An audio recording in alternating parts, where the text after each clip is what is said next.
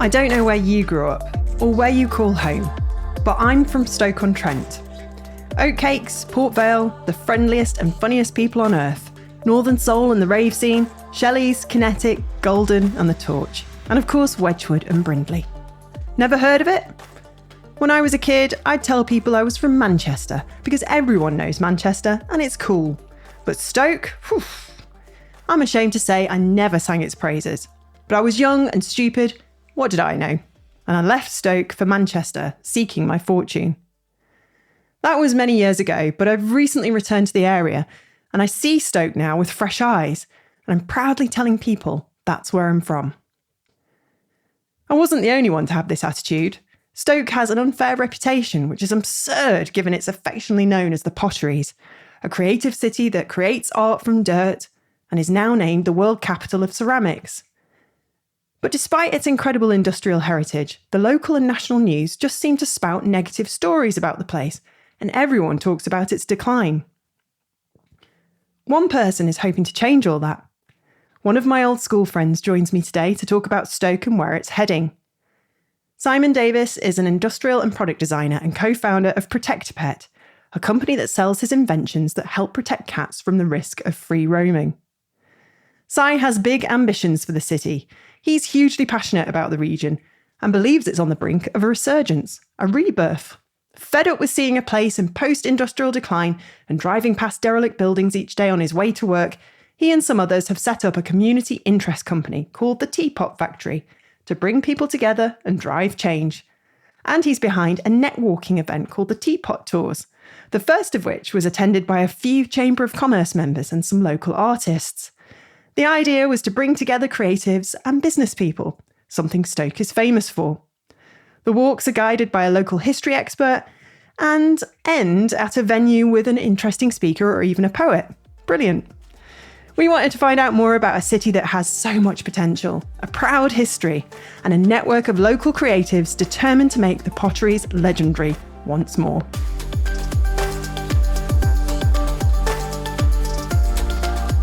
Are you looking for a new camera to play with but don't really want to spend too much right now? Have you considered doing some good and finding a pre-loved piece of kit? You'll certainly save money by picking up something used rather than buying anything brand new. And you'll also help out a fellow creative who has traded in their old camera. Where can you make this happen? MPB is the largest global platform to buy, sell and trade used photo and video kit. You can shop for all the used camera kit you need, sell your unwanted gear to MPB and get an instant quote, free shipping and fast payment. We love it here at Creative Being because its mission is to make gear more accessible and affordable while helping the entire creative industry to become more sustainable. It helps recirculate 500,000 items each year, extending the life and creative potential of photo and video equipment for creators all around the world. We love it. And the brands MPB stocks won't disappoint. We're talking Canon, Nikon, Leica and Hasselblad, just for starters. There are loads to browse on the website. Just go to mpb.com to see what they have on offer.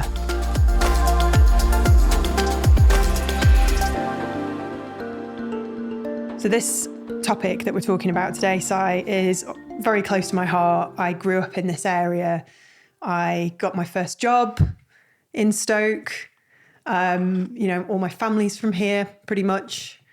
So I'm just really excited to talk about what you've been doing in the area and what you're sort of hoping to achieve. And you think that art and culture and creativity can spark a bit of life back into this region. Absolutely. What have you been doing?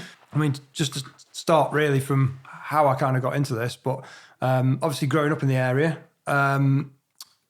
started a business in Burslem, just because it was very, very cheap. And we bought an old garage. That's where we started. And as you're trying to drive into work every day, you drive past all these like sort of derelict old pot banks and just, it was just like post-industrial decline everywhere you looked. But it was a fantastic place to start your business. Loads of people were really helpful, really wanted to see you do well. And we were doing something very, very niche. So we started, it was a cat fencing, basically. We were the only company really doing it nationally. So it was a really niche thing. It was something that people kind of didn't think would ever work. Loads of people said, "Oh, why would you ever do that? You can't make a business out of that." And I love that people kind of doubted it. But yeah, kind of in that area, you're seeing all these places, these old pot banks, getting filled with waste, absent landlords getting set on fire, losing all these amazing old buildings, so much history. And Burslem has got so much history in itself. It's where Josiah Wedgwood started out. It's where Wedgwood and Brindley met to discuss building the first ever canal, and shook hands on it in a pub there.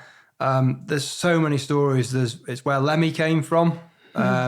There's a famous Slash. There's a famous witch, Molly Lee. So that's a really old, interesting story. There's so much history there, and when you kind of go through it now, and you can see that it was once a very grand place with a lot of wealth, and you only have to look above the kind of boarded up shop fronts, look above, and you can see these amazing buildings that are still there, just about. But yeah, spending a lot of time in sort of Birmingham and Manchester's northern quarter, Digbeth in Birmingham, all these places that have kind of had culture-led regeneration. And you're kind of wondering, why has this never happened in Stoke? What's holding Stoke back? Why has Stoke never been able to do it? And I always felt that if Stoke could actually do it, we could do it in a really, really unique way with the sort of history of ceramics, some of the really, really interesting old pot banks that are there on the canal. And nothing's ever been done like that in Stoke. It's never happened. And loads of people say, well, it'll never happen in Stoke. And they tell you loads of different reasons why. And I've always kind of questioned that and thought, well, if everybody's got that attitude, if everybody thinks that nothing good will ever happen here, then nothing good will ever happen. It's a strange thing with Stoke. I remember growing up in Alsager, and it was like, you'd meet people when you're on holiday abroad or elsewhere, and they'd say, where are you from? And I would always end up saying Manchester, because that was what people knew of. And I feel a bit ashamed of that, because Stoke's a wonderful place. And I don't know why I wasn't more proud of it and didn't sort of champion it.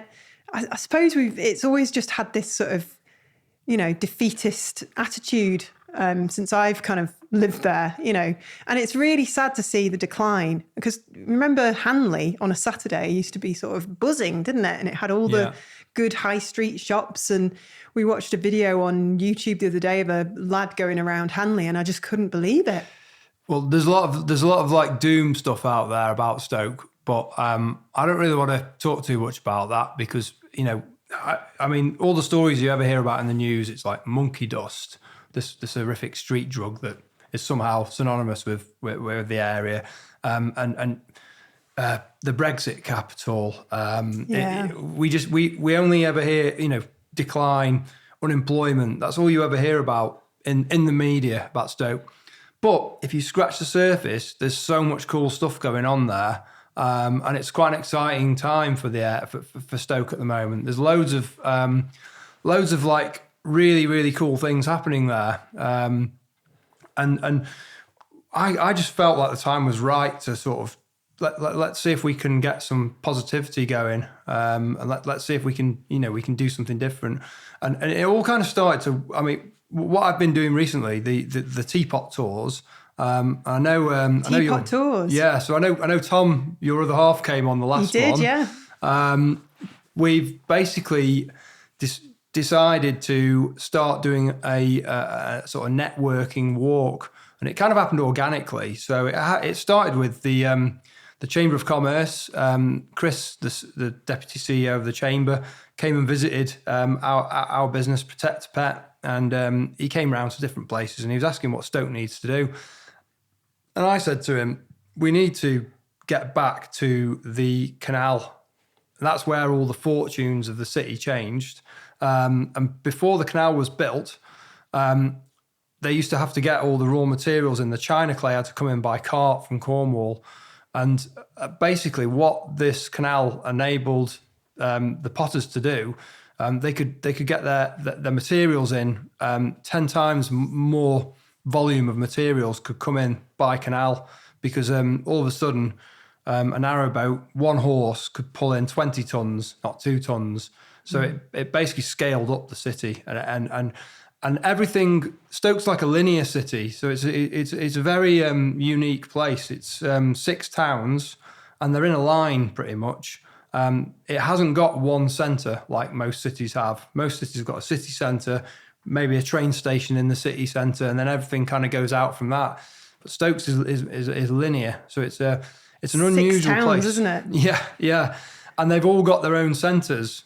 So there's opportunities for Stoke to do something, completely unique that nowhere else has done. But I feel like we've got to kind of find our new identity for the place.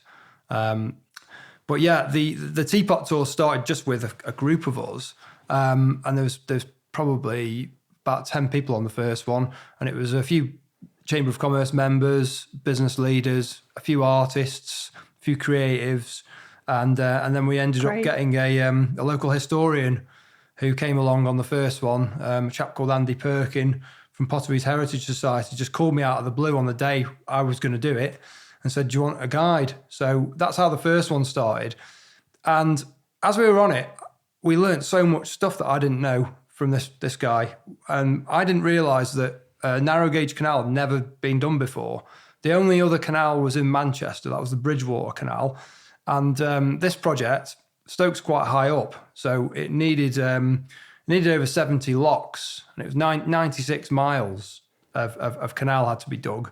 Yeah. And I grew up in Kidsgrove, which is it's where the Harecastle Tunnel starts. Yes. And that's a 1.6 mile long tunnel, and nothing like this had ever been done before. So they'd never built a canal tunnel before, and Brindley, James Brindley, the engineer, he was the best engineer they could get at the time. He wasn't a canal specialist because they didn't exist. He was just a mill engineer. And he got to this hill, Harecastle Hill, and said, "We're going to have to dig a tunnel through here. There's no way around it." And so they were looking at the boats they had on the Bridgewater Canal, which were, very, very wide, the wide beam ones. And he said, "We can't dig out that much earth." He said, so they worked out if they made the boat narrow, they could basically dig out a quarter of the earth. And so you can imagine all these navvies there, and how they managed to dig it from both ends and get it to meet in the middle. I mean, impossible to imagine, really. Yeah, it's phenomenal, the engineering and the ingenuity that went in, and the fact that they had to design locks. There's never been a canal lock before, and this was all to get to the summit, which is where Wedgwood wanted his new factory to be. Yeah. In the Etruria Valley, and Longport and Middleport, and it was all to get there. So that was the place, the destination, and that became the most desirable real estate in the whole of the area of Stoke-on-Trent. And I guess the fortunes really changed when this canal went in. The pottery industry just grew rapidly in a very short space of time, and it started dragging people in from everywhere. And what it did do is it brought in industrialists, but the unique thing about the pottery industry was that it brought artists in and creatives, and we were attracting people in from all over, not just over the country, but from other countries as well, were coming to the potteries to get involved in design. So it was very, very design heavy, very art heavy, but also, they were developing new ways of manufacturing that had never been done before. So bone china, obviously a lot of the early china came from China, and that was the sort of inspiration for Wedgwood. And he was looking at like what rich people in London at the time were using, and they were getting this fine china imported from China. And he was thinking, well, there's a market here if we can get into that. Yeah. And then the bone, actually adding bone to it, was something that was pioneered in Stoke-on-Trent. I think Josiah Spode did the first. I did not know that. That's incredible. So before Josiah Spode, there wasn't any bone china. And it's interesting because the raw materials for it, the actual clay, although there's lots of clay in Stoke-on-Trent, the soil's clay, the main the main ingredient really is coal, because you need 10 times the amount of coal as you do clay. And prior to them bringing in the China clay, it was all earthenware, and that was basically just dug out of the ground. And I think pottery manufacturing, I could be wrong, but I think it goes back 500-600 years in Stoke-on-Trent. So it goes back a long way, but it was all kind of cottage industries before this kind of industrial revolution that took place. And then obviously once they got the canal there, the 6 towns, they all rapidly grew. And so you've got Longton, which is not on the canal. That kind of came along a bit later, I think. But you've got like Tunstall, Burslem, Stoke. Hanley ended up kind of, and that ended up being the centre of Stoke-on-Trent, the sort of shopping area, and then Fenton. So they were the 6 towns that kind of all kind of came up from this building of the canal, really. Yeah. I think I've just moved back to the area, and with age and a tiny bit more wisdom on my side, it's only now at this age that I appreciate where I come from, and I'm now starting to sort of look into the history of the Potteries and where my family all grew up. Really, I mean, I've got family in Golden Hill and Kidsgrove as well, and my dad does a lot of family tree research, and he sort of uncovered where people had come from. And I think my granddad's family came down from Sacriston in the northeast for the work that was happening. Were they potters then? I'm not sure. I'd have to find out. I think he was a carpenter actually for a while.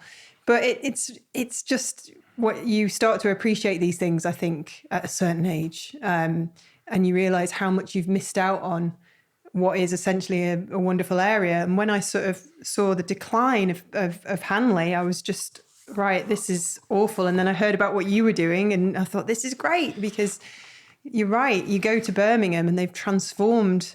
What's it called down there? Is it Brindley Place? No, Digbeth and the custard factory is the sort of real counterculture. Well, we used to go area. Clubbing actually. Yeah. And it's now very kind of gentrified, isn't it? And But full of creatives. The studios there. I think in the custard factory, it's now become a co-working space, is it? And lots of offices and. Yeah. Well, I went to university there, and remember just stumbling across the custard factory. And at the time, it was just the custard factory complex. Yeah. And that was kind of like the spark, really. It was. And yeah, I mean, we were there because they had the medicine bar at the time. And they had, it was like a nightclub, and it just had that real kind of industrial vibe to it.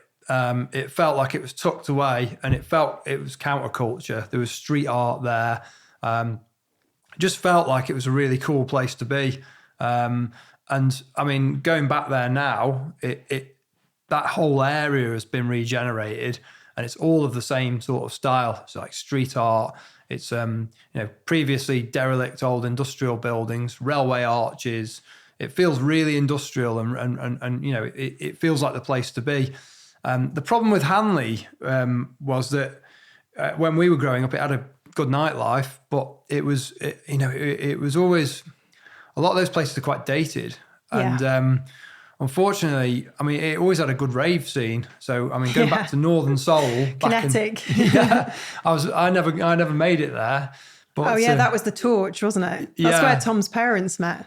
In the Golden Torch. Yeah. So that was the Northern Soul. Yeah. Wasn't Northern Soul in the heart of Stoke? Was it like pioneers? I think it was like Manchester, the Twisted Wheel, and then I think that closed, and then Stoke, the Golden Torch became the place. Yeah. And then eventually that got closed down, and then it was Wigan. Yeah. I think there was a few other venues, but they were the three famous ones. Yeah. But then, years later, we've already mentioned Lemmy, but there was, obviously iconic for what he did in Motorhead. And then, there was a massive punk scene as well. And it was like hardcore punk. So this was like the next kind of, the next level from really what the Sex Pistols and the Clash were doing. This was like really raw kind of northern punk. And a lot of that music has kind of been, it's inspired big bands like Metallica, you know, and Megadeth and people like that. I've actually covered some of the tracks that were made by some of these Stoke punk bands, like Discharge and GBH. They were the sort of bands there. And then when the Hacienda was all kicking off in Manchester, we had Shelleys, which was that was Stoke's sort of acid house kind of rave venue. Yeah, it was. I missed it by about 6-7 years. Same. I was a bit too young. I had a group of mates. I was dating an older lad at the time, and I always remember Paul. Do you remember Paul Taylor? No. He's passed away, sadly. That was a while ago, but he used to go there and used to sort of tell me stories of how great it was. And I always remember that he always had an immaculate Timberland sweatshirt in sort of maroon colour, and he had a ponytail which he was constantly brushing, and like certain types of jeans, and then Timberland boots, and it was like the kind of Shelleys style. And I just always remember him when I think of that, and all the people that used to sort of just get in a little kind of Aston Martin and go to Stoke on a weekend and dance the night away. It used to draw people in from outside. I think when I was, you remember Golden. Yes, I do. It was Golden then at the Void. And I remember Pete Bromley But I remember like Tiesto being there just on a random night when he wasn't really a big name. And some of the people that did play there have gone on to be like, megastars. And people used to come from all over the place for that night. But I think the thing about Stoke, it's always been a very, very friendly place, extremely friendly, welcoming place. Yeah. And it might feel deprived and a bit run down, but people are amazing. People are great. They are so, like, Stokies are the best. I know everybody says that about their area where they grew up, but Stokies are the best people in the world. Yeah. I used to work at Signal One. It was my first job and I loved it. It was just so good. And I used to come, because it didn't pay very well, I used to work in the lodge in Alsager and like top up my salary. After I'd finished work, I'd get the bus back from Hanley. I think it was a number 20 bus, and drop me off at the lodge, and then I'd go and do a shift. And as soon as I walked in, all the lads who were proper Stokies in there would go, "It's 6 o'clock, I'm Katie Millward." I was just like, that did used to spin me out when I'd hear you on the radio. I know. I know her. I know it was a bit of a weird career choice, actually. I sort of just landed in broadcast journalism because my tutor at uni said, "You've got a nice neutral voice. Why don't you try broadcast journalism rather than print? Don't do online journalism. That'll never take off." I've always like had this connection with the area, and I've always been very fond of it, of course. But I've never felt like I could be proud of it, which is just ridiculous. And I think at this age I am. And like living here now, just down the way, all the delivery drivers are Stokies, so I love it. Like I feel at home. And it's only now that I really appreciate where I come from, and I want to rave about it. Well, it's got some things going for it. I mean, obviously, location-wise, it's slap bang in the middle of Manchester and Birmingham, so it's two big cities, right on the M6.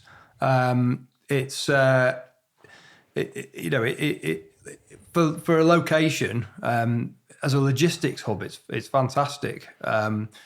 It's the Home Office have recently moved. Yeah. So the Home Office is now setting up in Stoke-on-Trent. And You've got John Cordwell here. He's got, is it Vodafone? No, he was Phones for You, but Phones for You. Yeah. He's long gone. Has he? Well, I don't know. I think he lives in Monaco or something. I interviewed him once on Signal. Oh, lucky you. Wow. Sarcasm for you. It wasn't as interesting as Will Smith, but that was later when I was at Saga in Birmingham. Wow. Yeah. Wow. I know. I like to drop that in. I like to drop that in sometimes.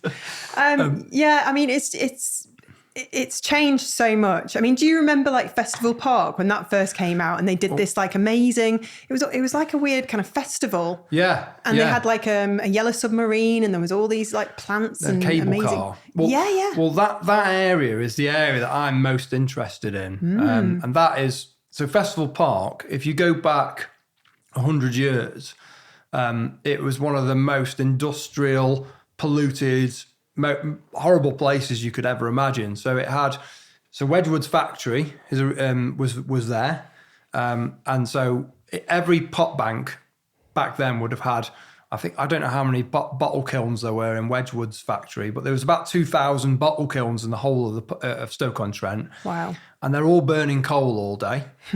and then you've got other heavy industry. So you had Shelton Bar, which was a huge steelworks, which was in the Etruria Valley.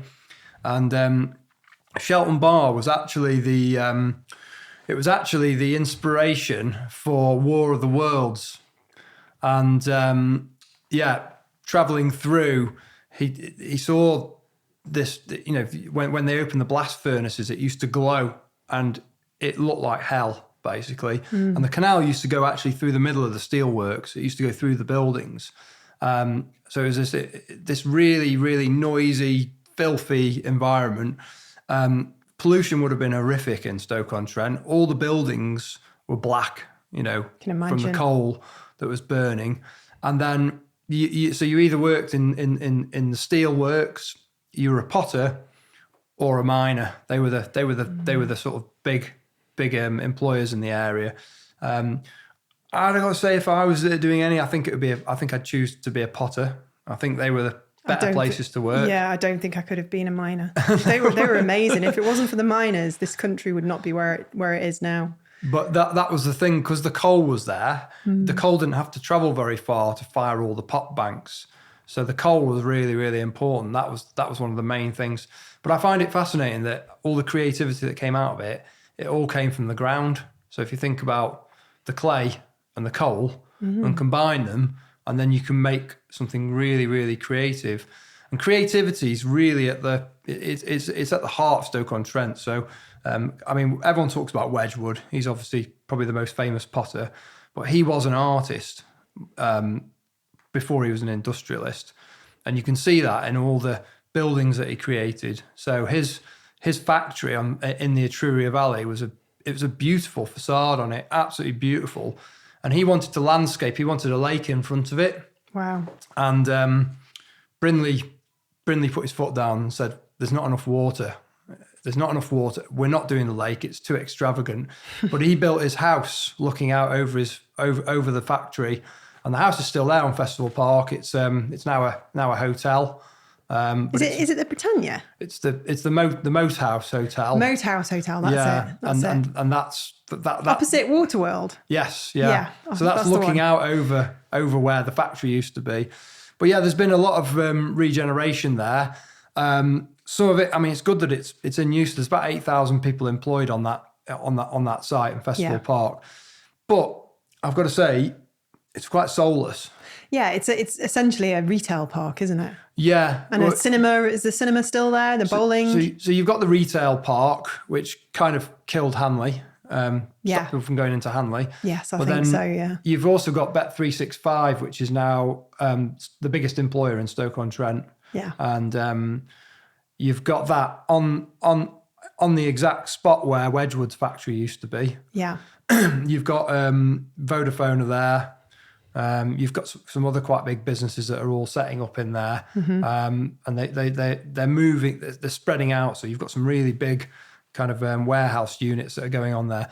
But right at the end of all that, there's an area called Middleport, which so Middleport Pottery is the only still functioning Victorian pottery, and Burley are still operating out of it. Wow! So it's very traditional. It's a beautiful place. They did have the pottery throwdown there for a couple of seasons before it moved to Gladstone. Yeah, but it's quite difficult to get to Middleport at the moment because you've got to go through all these little back streets to get to it. But there is potential to access it through the Etruria Valley, and we're particularly interested with this area because I think it's still got a lot of post-industrial buildings there. A lot of old pot banks, a lot of pottery factories are still there, haven't been knocked down, and there's a lot of history there. So I feel that it's ripe for regeneration. Wouldn't it be great if they like turned one of those old factory buildings into like a really cool, co-working space for creatives? Yes. I would, if that was available, I would immediately get an office there and proudly put my office address there, and just love being with lots of other people in the sort of thing. Because when we were sort of first starting our businesses, there wasn't much like that in Stoke, and I think that's what drove us to sort of go to Manchester, to be honest. Yeah. There wasn't anything cool. So we were like, we want to be with the cool kids. We want to go and have like a warehouse office, or, looking out onto a busy street with some street art. And I know that's what you kind of have in your mind, don't you? Yeah. You can see it. Stoke is ripe for it. It's frustrating that it can't happen right away, but this is how these things happen. It takes people who are passionate like you to bring people together to start talking about this. And like, this is actually, at the moment, affordable space. And there's lots of people who want to not necessarily be in Liverpool and Manchester and Birmingham. It's got a lot of things going for it. And, let's face it, Manchester's, the development there has just gone... It's gone nuts. It's gone nuts. And it's one of the reasons we left. There is a danger that it'll overcook eventually. Yeah. As they start filling it with skyscrapers, it's going to have to be careful it doesn't lose what kind of brought people there. It's a great city, but it's in danger of being overdeveloped. And what I feel like in Stoke at the moment, it kind of feels a little bit like we're at a very exciting time. I would have, what I would have done to been at the Hacienda when it was all kind of happening with Tony Wilson and everything at the time. And just to be part of that, it would have been an amazing time to be in that city. And I feel like there's signs of that happening in Stoke, and I think it's very exciting. A lot of people are talking about it, and it seems to be a bit of a political hotbed as well, because it's been a red wall place for donkey's years. Yeah, and then it went blue for the first time. The last election, and so there's a lot of political wrangling to make Stoke work, and to it seems to be a real hotbed for that, and it does feel like there's investment coming. So Capital and Centric are in there with the goods yard, which is right next to Stoke Station, and that looks like it's going to be a really exciting development. What's that going to be? So it's an old transport yard, and it's basically an old transport warehouse where I think goods would be taken from the canal and then stored and then transferred onto the railway. And it's got this beautiful basement with big brick vaulted ceilings and everything in it. Lovely. Right onto the canal, and it's I think a lot of money's been spent on it. It's going to have like I think a food hall there, and there's going to be office space, Great. And then some accommodation as well there. So I mean that's a really positive thing. And then the Spout site as well in the middle of Stoke, that's also being developed. There's things going on there. But what I'm really keen to do is try to get people to reconnect with the canal area, because I think that is the best bit. And I think they've missed a trick over the years. Nobody's ever made the most of the waterside areas of the city. They've almost like abandoned them and just thought, well, that's an inconvenience having a canal there. And it feels like they've missed a trick. So it's nice to see Capital and Centric coming in right on the canal, doing something like that in Stoke. But I feel like the other, I mean, we're talking a few miles down the canal at the other end of Festival Park in Middleport. I feel like that is the place which could really go. And there's a great community vibe there as well. There's a local charity there called Middleport Matters, and they're doing all sorts of cool stuff there. Lots of little art projects going on there. There's street art. They're getting all the gable ends of the houses. They're attracting sort of mural artists in to decorate all the gable ends. Great. And it does feel like there's a lot of artists there who are doing things already. Loads of little cool, exciting projects going on. But there's one thing missing, and I think that is like A hub. Yeah. Yeah. A custard factory or some like, hacienda type place. These are the sorts Something of to places. kick it off. Yes. Yeah. And that is it. That is what it hasn't got yet. And I feel like when that comes, that will be the thing that will really get the place moving again. There's a huge opportunity for something like that. And we've decided as a group from the Teapot Tours, they've been a fantastic vehicle for bringing in people from different backgrounds, and people have got excited about the heritage. People seem to be really excited about using a culture-led kind of regeneration model, and counterculture arts and music and all the other things that have been really successful for other cities. People are really excited about that, and it's something that they've never really managed to nail before. And the Teapot Tour's just been a great vehicle for getting those people together. And so we've actually formed a CIC, and we are now raising funding to do a feasibility study on a site. We're looking at one particular post-industrial, derelict building. It would need a lot of money putting into it to make it work, but there is money in Stoke. There's a lot of people that say, "Oh, there's no money in Stoke," but it's not true. The highest paid woman in Britain works lives in around Stoke. here. Bet 365. Yeah, and there is there is investment going into the place.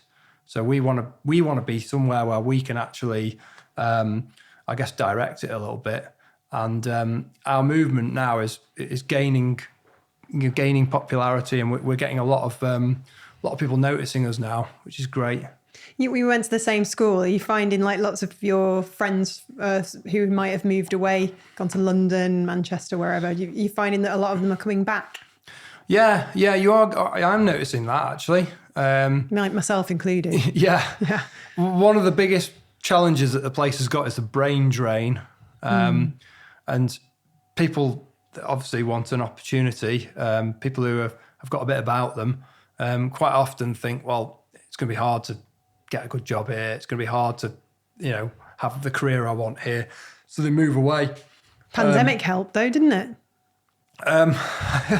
Because people can work from anywhere now, and then this hybrid way of working. If you only have to be in Manchester in the office 2 days a week, then you can live near your mum and dad in Kidsgrove or wherever.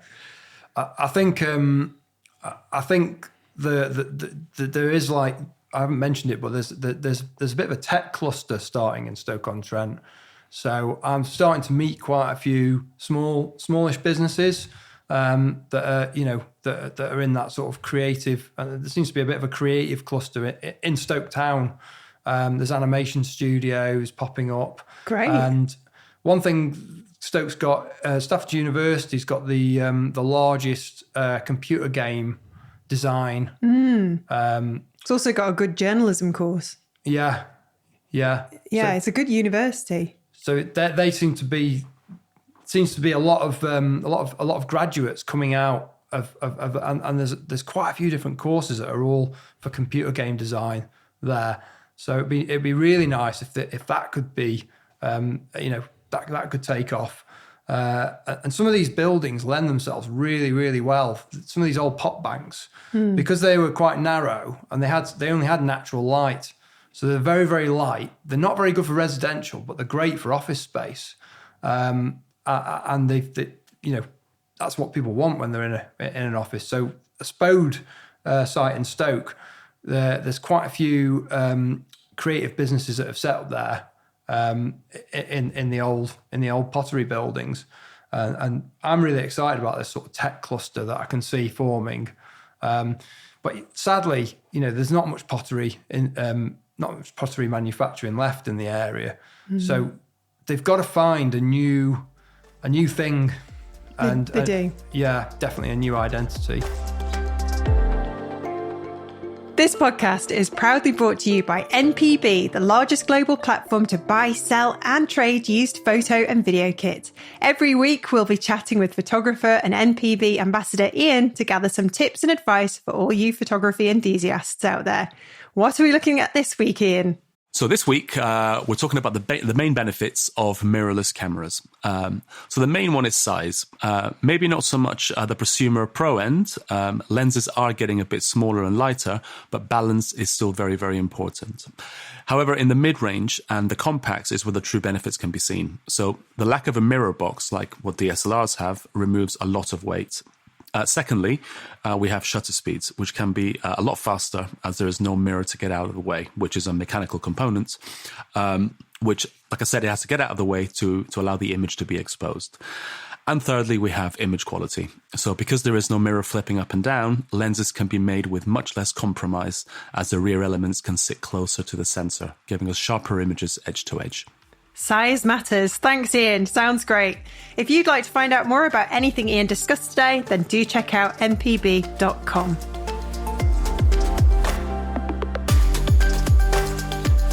Whenever you travel anywhere in the world, I mean, when I was a kid, my dad would always just turn over a plate in a hotel and it would always be like Wedgwood or Potteries and you'd be very proud of it. And I would too, you know, be like, oh yeah, that's made from where we're from. It needs a sort of, you know, new kind of injection of life. What are they going to do about Hanley? Good question. Hanley's got a few things going against it. For one, it's kind of on top of a hill and it's got a bus station, but you can't get a train into Hanley. Back in the 60s, there was they got rid of the loop line, which used to, you know, connect Hanley with by rail. And I think they were thinking, oh, we don't need a train station anymore. We can just use buses. And if you go back earlier than that, there was a really good tram system in the Potteries that linked up all the towns. Yeah. And that's gone. So transportation is a real challenge and something they've got to get on top of. The public transport isn't good enough. And Stoke Station is, you know, it's not in the city centre. No. It's on, you know, it's on the edge of Stoke Town, but between the train station and Stoke Town, you've got a dual carriageway, the A500, and it's not. You don't just walk out the station and you're there. No. And that's really, they've really got to sort that out. I think that's one of the exciting things about the Capital and Centric development. That's right next to the station. So I think they're counting on that being a sort of hub where people will use straight off the train, and they may go on from there to use, you know, to go into Stoke Town Centre. Hanley used to be thriving. We used to go every Saturday. My dad would drop me and mum off, and possibly my little brother later, who you were in the same year as, and we'd go. Me and my mum would go shopping, C&A and Tammy Girl, and you know, all the classics, Marks and Spencers and Woolworths. There was a lovely bookshop. Do you remember the lovely bookshop? I can't remember the name of it. It was an independent, wasn't it? Yeah. Can you remember the name of it? And that's gone now. They've all gone. Well, there is some exciting stuff happening in Hanley. So Piccadilly and the cultural quarter bit, that's quite nice. There's some pretty cool places down there. Yeah, it is a pretty little corner, isn't it? Yeah. And they seem to have some, you know, they do have some pretty good events. Like the British Ceramics Biennial is amazing. Some of the pieces of ceramic art there are incredible and blow your mind. It's not just like what you imagine it to be, just teapots and cups and saucers. No, there's some really, really interesting stuff there. I mean, there was one piece there groundbreaking this year, which was it was basically somebody made ceramic bones, basically, and they were it was modelled on the inner ear of a whale. Right, and then they made them out of bone china, and the bone they used had been ground up from a whale that had died on a beach somewhere. Wow! And then they put microphones onto these bones and put cords around them, and then they were sending vibrations through them. Things like that, really, really interesting, thought-provoking things like that. And then there was an artist called Carrie Reichardt from London who came up and did a rave-inspired car. So they got Fatboy Slim's car. And I think it was the car from Human Traffic, the movie. Oh, yeah. And then she basically covered it in ceramics, and there were plates, and they were all kind of like acid house themed plates with like newspaper clippings from all about the rave scene in Stoke-on-Trent. Amazing. Ceramic ecstasy tablets on it and things like that. And you think this is really quite cool for Stoke, and quite interesting. But people in Stoke don't even know about it. Yeah, it's almost like there's a bit of an issue, there's a bit of a problem with communicating how good we are. There's a disconnect. Yes, yeah. There seems to be almost like the media isn't kind of picking up any of these positive stories, and they're just focusing on the same old negative doom and gloom, decline. That's it. Yeah, yeah. And the Sentinel's gone, hasn't it? And it still exists, but it used to be a thriving hub. Yeah. And like I have a very close friend who used to work there. And he said when you told people locally that you worked for the Sentinel, they would just like, bow at your feet. They would be like, wow, that's amazing. You're amazing. Like they used to think he got paid a fortune, and they'd be like, wow, you're really famous. I got a similar kind of treatment when I worked at Signal. It's just because Stokies are so wholesome and so proud of their, local area and their heritage. And so it's a shame that that's now sort of outsourced somewhere else. And you told me before, I didn't realise Signal too has gone that way. I think that's just the fate of local news, unfortunately. Well, there's things going on with that as well. So there's some new replacements. Yeah, and excellent. And so there's a really interesting new publication called The Knot. Oh, nice name. Which Staffordshire Knot. Yeah, a chap called James Routledge who he runs a course at Staffordshire University for entrepreneurship. Great. And it's a fantastic course. It tends to get people who are like more mature students, but people who they want to set up a business. Yeah. And it's funded by Peter Coates. They want to set up a business, so they do this MSc. Yeah. And not only do they come out with a qualification, but they also come out with a really, really solid business plan. And then they get to pitch their idea to Peter Coates, and Peter Coates will actually put money. He'll actually invest in some of these businesses. It's a bit like a Dragon's Den type thing at the end of it. But that his publication, The Knot, seems to be quite exciting. There's a business one called the Daily Focus, right? Which is it's great. So that's taken over sort of the business pages of the area, and although the Sentinel is, I think it's Staffordshire Live. It's just like a lot of these sort of commercial covered in ads. Yeah, you can't read it. You can barely read it. It's just ads everywhere. Yeah, I have a friend who works in sort of helping these publications, make money still in the digital era, because they're all dying because of the internet, and have been for a very long time, since I graduated in 2000, I think, actually. So I chose a pretty kind of difficult career. And basically the advice given to them by these consultants is to just make the most of it whilst it's still getting traffic, put as many ads on there as possible. But the premise is that they're going to go at some point, which is it's really sad, because local journalism is, I think, so important. Helps people stay connected to the place they live, and helps local businesses, and like encourages that community spirit, and it's going, and it's sad. It's really sad. I mean, there's Pride. The Manchester Evening News, I think, is still doing quite well, but again, sorry, Manchester Evening News, but it's a terrible website. But people still buy it. They're very proud of it up there. So I don't know. It's a shame what's happened, but rather than have this kind of negative slant on it, it's like, what are the opportunities that are out there? What can we do to sort of turn this around? And it takes people like you to kind of like be that kind of what we're trying to do with these teapot Maybe I'll get tours- involved. Yeah, you should come along. It's great. I will. What we're trying to do with the teapot tours really is we invite interesting speakers in. So the last one we had Andrew Spinoza, who has written a book, Manchester Unspun, and he was a journalist. He was a gossip journalist for the Manchester Evening News.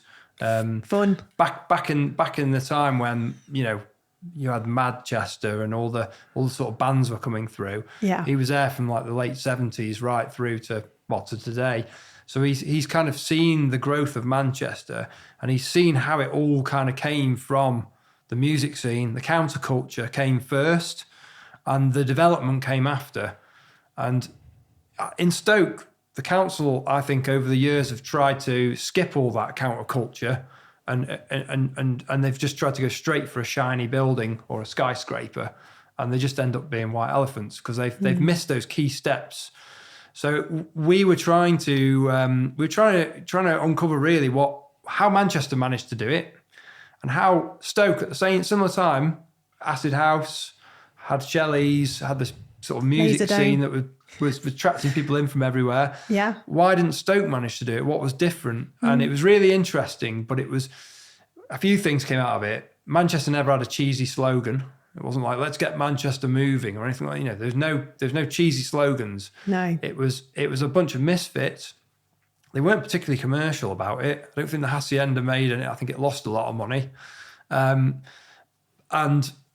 the council did their bit in recognising what was going on and getting out of the way, really, and letting it go on. Are we saying Stoke City Council is a bit of a problem? Well, I don't want to say anything about them now, because I think there's a big improvement. But I think in the past there's been problems with them, and the way they've probably not embraced the counterculture, and they've seen it as a problem. And I mean, there was a hell of a lot of problems at the Hacienda, with all the gangs coming in and all the trouble. Yeah, the drugs But the council let them.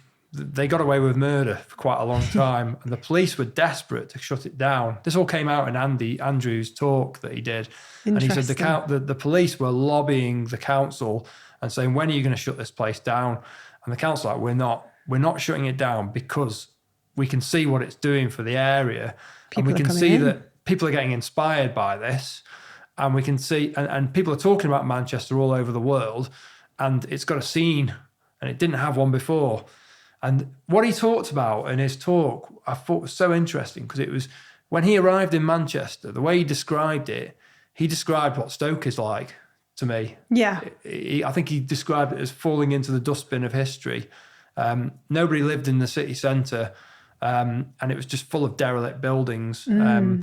But it once was the heart of the Industrial Revolution of the world. And sold the most cotton. From there. So it had this like history, like amazing heritage, but nobody lived there. There wasn't really any venues, there was no live music places, just a few kind of rundown pubs. That was it. That was the city centre. Nobody lived in the city centre. Hardly anybody lived there. And so he's pretty much describing what Stoke is like on this, and you can see all the parallels, but they did something different, and that was to basically, they valued their counterculture, and they used that as a vehicle for attracting investment in, and people used to come to Manchester. When they were trying to the council were doing their bit by trying to attract investment in. But a lot of these people who would come in from overseas to look at the investment opportunity, they all wanted to go and visit the Hacienda because they'd all heard about it. And obviously that inspired lots of people. Lots of different things happened as a result of that. And it's still got, a great nightlife now. Do you remember Sankey's? Yeah. In Oatcakes? Yeah. That was like a bit sort of shady around there, wasn't it? And now look at it now. It was absolutely grim, I remember. Yeah, I remember really being grim. scared going to Sankey's. Oh, yeah, every time. I think I got carried out of a toilet once in there by a big bouncer. I won't say why. Well, I remember going and, you're kind of like stepping over needles and stuff. Oh, my God, it was grim. And you think this is a rough part of town. It was very rough. And now look at it. And what do they call it? It's a new sort of part of Manchester now, isn't it? I've forgotten the name of it. Gosh, how can I forget the name of it? I've lived in Manchester for 12 years. It's Ancoats area. Yeah. Oh, God, I'm going to kick myself. My brain's not working today. I think it's got a Michelin-starred restaurant now, hasn't it? I think it's trying to get one. Oh, you might be right. There might be one there, but it's just transformed. Cutting Room Square is like the heart of it. And then it's sort of all kind of surrounded by apartments, which are stunning actually. And they've like built all these kind of shops and it's just been done so well. Yeah. Oh, yeah. It's really, really amazing. One thing that Stoke, I mean, I've mentioned this already, but it's cheap. The rent is very, very cheap. Yes, Manchester is expensive now. And if you're an artist and you want to set up and you want to be in a place with a lot of creatives, and you haven't got a lot of money to spend on rent, it's a great place for that. There's a lot of space available to work with. I just think it's an exciting time. I think I'm hoping in the next 10 years, we're going to see a bit of a revolution. And I really want to be part of it. I really want to play a role in it. And I guess facilitate people to come together. And that's what I've been trying to do with the... You're talking so passionately about it. And there's obviously other people who are passionate about it as well. And given how much has changed recently because of the pandemic and how people are working now, you can just see there's like this perfect storm happening.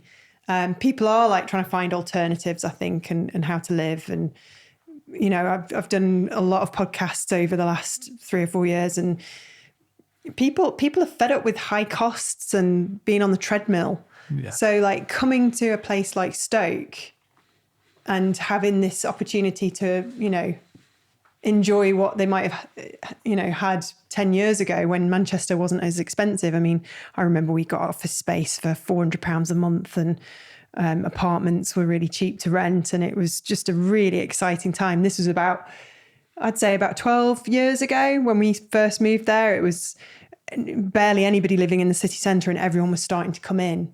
So we saw that transformation over the decade and it's all it took really. It just really took off. So, yeah, I mean, I can see that happening here as well. I hope so.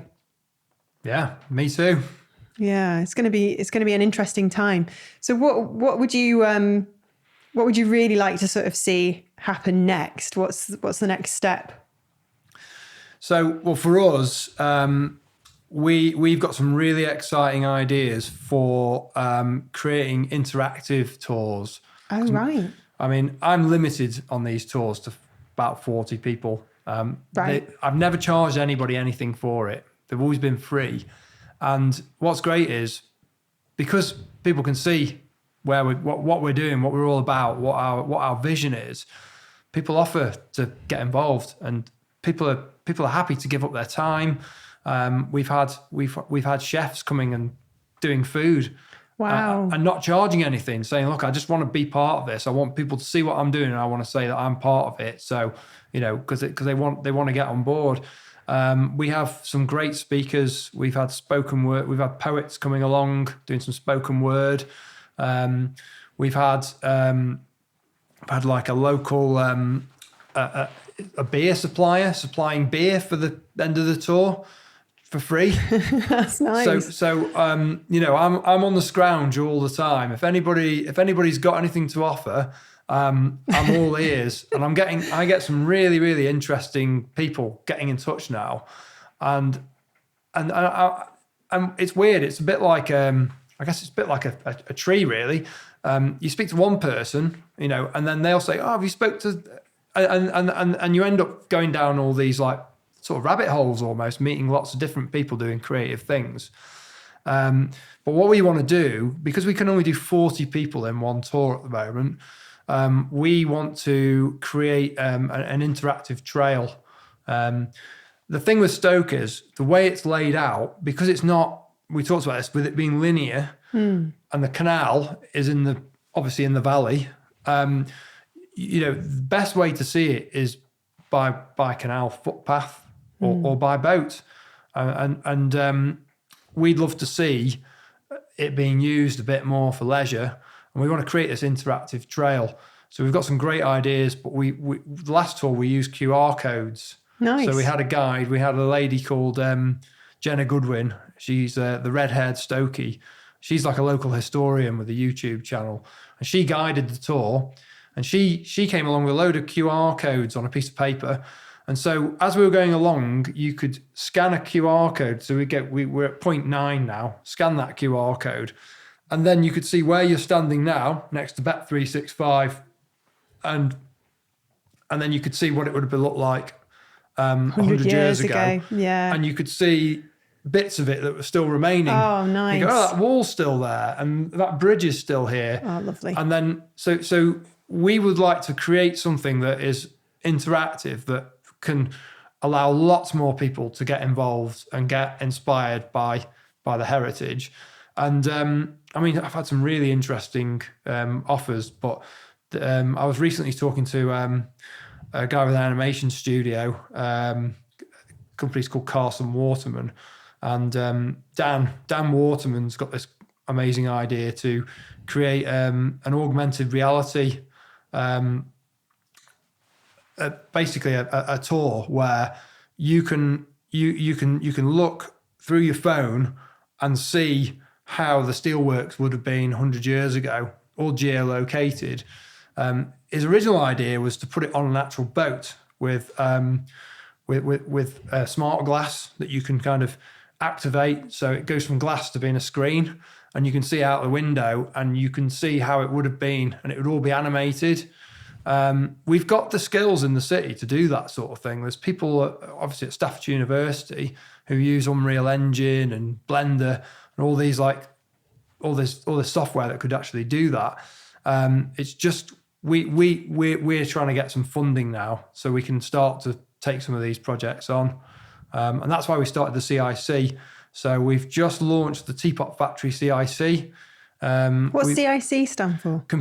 Community Interest Company. Oh, right. So, and we've got a really, really dynamic team who've all come into this through the tours. They've come on the tours. Brilliant. They've got inspired. They've said, "How can we help? I want to get involved." So we've got the deputy CEO of the Staffordshire Chamber of Commerce. We've got a PR expert. We've got a creative writer. We've got a local mural artist. And we've got a historian. Somebody who runs Creative Boom. Yeah, we've got a really kind of broad team around us, and we're now on a mission to try and get some funding to get started. But the reason we launched it as a community interest company is it's quite easy to get set up with that. It's quite a straightforward setup. Yeah. I've never run a charity before, so it's good to have a kind of central focus, isn't it? Yeah. And there is pots of money available for these sorts of things. So that's our immediate ambition. But long term, I've mentioned about the venue. That is the long term goal. But for us to just go and do that, we need to build a movement, get momentum behind us, and get all the right people in.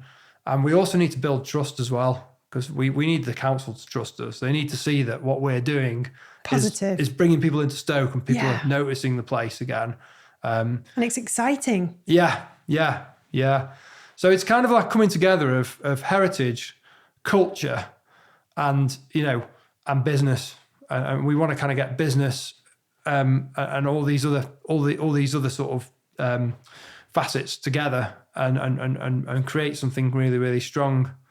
You could say it all starts with creativity. Yeah, I think so. Yeah, I think obviously the creativity They do call Staffordshire the creative county. So when you kind of drive into Staffordshire, that's what you see on the sign. Welcome to Staffordshire, the creative county. And there's absolutely tons of creativity there, but they just haven't managed to harness it and I guess bring it together like other cities have. It's got so much potential, and Staffordshire's beautiful. It's got, the countryside is stunning, and it's just a very kind of underrated, unknown area. Is there a Staffordshire tourism? I feel like they should get involved. Yeah. So there's a few different groups. There's a We Are Staffordshire. I've noticed there's a lot of people who are really passionate about it, and who are really pushing Staffordshire to other parts of the country. And I think the place marketing, I still think there's room for improvement. I think we don't tell our story as well as places like Manchester and Liverpool have done. I mean, if you speak to anyone in Liverpool, and they'll tell you Liverpool's the best city in the world. Yeah. People in Manchester are the same. There's a story, isn't there? Yeah. And there's a bit of apathy still in Stoke. There's this kind of, I guess, this mentality that this is Stoke, it will never happen here. Yeah. And that's still lingering. And you can see why, and it's because nothing has happened there where other places have taken off. But we need to kind of knock that on the head. Yeah. And the more you can get people out of that, the more chance you've got of actually making it a place that people want to come and live in. Yeah, definitely. Yeah. So when you're out and about and you people ask you where you're from and you're on holiday, we want people to be saying, I'm from Stoke-on-Trent. The heart of the Potteries. Yeah. And I will, by the way. It was just a silly thing when I was younger. Because, I don't know, it's a strange thing. We are. It wasn't from my parents or anything. It was just, nobody will know about Stoke. I have to admit, I've done the same on holiday. I've said I'm from near Manchester. Yeah, because nobody knows Old Sage and nobody really knows that area. So you just kind of go, from Manchester. And they go, oh, cool. Are you into Manchester United? And you go, well, no, actually. And then you go, oh, I'm a Port Vale fan. And they'll go, oh, Robbie Williams. I'm like, oh, God. Yeah. When's he going to buy Port Vale? And you're like, oh, God, not again. That's everybody's association with the area. It's like where Robbie's from, bless him. Well, I like to say it's where Lemmy's from. Yeah, bit cooler. Yeah. No offence to Robbie. I mean, his coordinated dancing skills are very good. You have to give him credit. Okay, that's amazing. I'm really rooting for you, and I want to get involved. And it's just so nice to be back in the area and seeing all familiar faces like yourself. And hearing all of these positive things that are going on. I mean, the only way is up really with Stoke. I mean, that's what I think anyway. So yeah, it's exciting, and I appreciate you having me on. Yeah, to talk about all things Stoke. I know, it's nice to hear a local accent again. Thanks so much for joining me, Simon. It's been great. Thanks, Katie. That's it for another week. If you'd like to find out more about today's episode, you can visit creativeboom.com/podcast, and do check out our show notes where we've added in all the links that you'll need that we've mentioned in this episode. And if you're enjoying the show, don't forget to hit subscribe and do leave us a review. Thanks again to our sponsor, MPB, the largest global platform to buy, sell and trade used photo and video kit. You can shop for all the used camera kit you'll ever need, sell your unwanted gear to MPB and get an instant quote, free shipping and fast payment. What's not to love? It really is the go-to place for everything you need. Go to mpb.com to discover more. And we'll see you next time.